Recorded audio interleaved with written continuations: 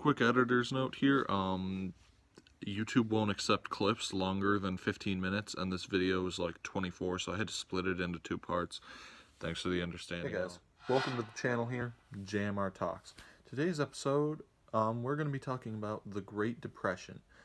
I don't know how to properly do lighting. I have 3 lamps on in my room to hopefully, fix this, but it's just not working. So, like I said, the first episode of the series, U.S. History Talks. I'm going to try and come up with something better because that name is kind of trash. But for now, that's what we got. In this series, starting here with the Great Depression, I'll be guiding you guys through U.S. history. I might come back and cover, previous topics from, the APUSH curriculum, but for now, I'm just going to be starting with the Great Depression and moving on. If you enjoy what you see here, hit the subscribe button, leave a comment, just tell me what you'd like to see. Before I continue, I also have to do a short little disclaimer here. Alright, this video is being directed to people who are currently in the U.S. History AP program for the College Board. But that being said, you don't need to be in the AP program to understand anything of what I'm saying. This will apply for, whatever. Whatever you need the information for. But this is going off of the 2020 year AMSCO AP U.S. History College Board Edition book. That being said, I am presenting the information that can be found in AMSCO. However, I am not endorsed, sponsored, nor do I have a relation with AMSCO. Additionally, I'm not endorsed, sponsored, nor do I have any association with the College Board. This video is solely made for educational purposes, and it is to be treated as such. Now, with all of that started, let's take a look here at the Great Depression. But in order to understand the Great Depression, we have to look at the 1920s and what led up to that. As you guys might remember, the 1920s was a time of economic prosperity for businesses. People experienced a lot of things too that were good for them. There was high consumerism, but for the most part, it was big business prosperity under the presidents Harding, Roosevelt, Hoover, Coolidge. You get the point. There were a couple issues during these years because the government policies tended to favor the big businesses and the big trusts. There tended to be a wage gap between the classes.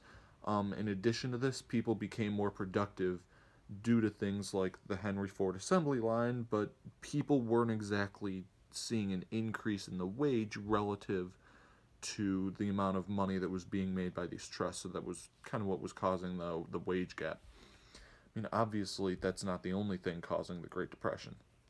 One of the key points to the cause of this whole Great Depression was due to the Dawes Plan, which essentially, as you guys remember, established a system in which war debts were to be repaid. Side note, for the U.S., for the most part, they wanted to stay neutral in World War I. But because of this, when they entered, they wanted to make sure that not only were their policies of their democratic policies pushed forward, but they wanted to be paid fairly for when the war ended, for what they sacrificed and what they gave up. Now, continuing on, and just Germany at this time, they were just broke, absolutely broke. Their money was worth almost nothing. So they had to, they had no way to pay the Allies back underneath, the treaty, right?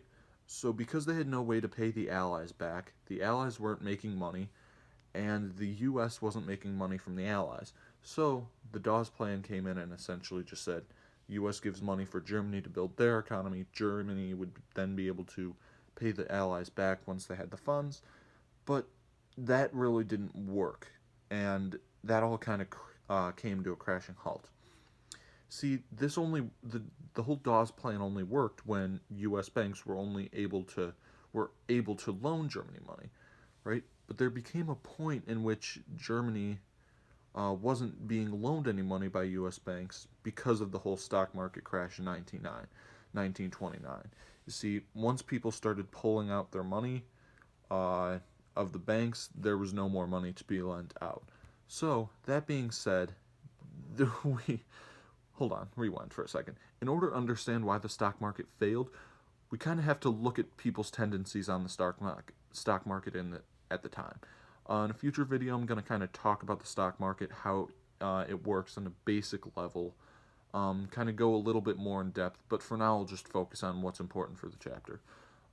People tried to bet against the stock market and tried to play it like it was a game, meaning they would put money in, and after a couple of weeks or months or even years, would try and pull it out and expect to double it, right?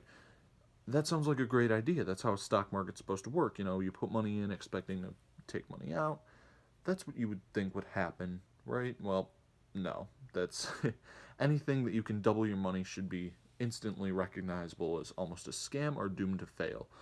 Well, because of this whole business booming, people were not expecting this to fail. They were expecting this to be a permanent thing.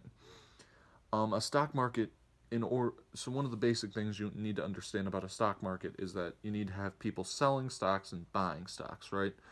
And when nobody wants to buy the stocks, all the people who are selling those stocks have to sell them at a lower price. The stock prices go down. See, that's kind of what happened here. And, that leads us into this whole idea of Black Thursday.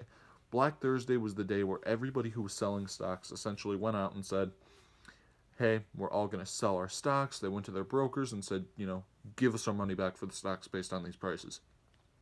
Unfortunately, nobody was able to actually pay the price of that stock. Nobody was going to buy them. So a group of investors basically came together and said, hey, what if we tried buying millions of dollars of stock to keep the prices up so that this entire market doesn't crash? Well, that didn't work. You see, Black Thursday solved it for Friday, but by the next business day, which was Monday, mass panic. Now, let's go over the major causes of the Great Depression really quickly, right? We've talked about the uneven distribution of wealth. We've talked about the panic caused by people trying to beat the system. We talked about the Dawes Plan. But in addition to this, we haven't talked about some of the other things. Some of these things include, like the economic boom, like I mentioned before, how it was just a boom. It wasn't a permanent thing, but people were. And because people expected this boom to be permanent, there was an overproduction of consumer goods, like microwaves, toasters, radios, what have it. There was an overproduction of these goods, and they couldn't be purchased because of the whole wages not increasing issue from before. In addition to this, farmers had a lot of debts, and there was a lot of poor weather from them. We'll get into the Dust Bowl a little bit later. And policies favored business instead of farmers at the time. Now, those are the major causes of the Great Depression, but what were the effects? Well, to start, gross national product just went way down. It caused unemployment to go way up. People were without jobs. In addition, the Republican Party no longer held its dominance over the government like it did during the 1920s. The previously mentioned minorities and women continued to be ignored, and many people ended up losing their homes. So, what was being done at the time to stop this, you may ask? Well, you see, Hoover was president at the beginning of this time, and originally he believed that nothing needed to be done. In fact, he did so little change to really help the farmers and the people living in poverty that when people ended up, like the farmers and the people living in poverty lived in like these little shanty towns, they were nicknamed Hoovervilles because, well, thanks Hoover. He changed his statement later on about not needing to really do anything, but he felt that relief should only be done by state and local governments. See, this is a great idea when when the relief is during an economic boom, but not when you have, mass panic. So this is kind of the idea that's going on, Hoover isn't really doing that much, but that doesn't mean he's not doing anything, obviously. But what he really did only kind of worsened the economy. For example, forgive my pronunciation of this, but the Hawley-Smoot tariff. This basically raised the price of foreign inputs as much as 49%. Right? That's a really high rate for imports. But this backfired because shortly thereafter, all the people who we were selling all these goods to, they went and they said, okay, we're going to increase the price on U.S. imports. Well, so now all that revenue that was going to be made couldn't be made because, lo and behold, anything we exported, we weren't making that much profit on. That was so bad that they needed to put a suspension on the Dawes plan itself because nobody could repay their debts at all. So, Hoover, I mean, okay, I think I'm going a little bit too harshly on Hoover. He did do a couple of other things, but frankly, they were just not enough to really fix the economy. He created a federal farm board which held excess supply of crops, but this was not enough to manage the sheer number of crops in order to be, well, effective.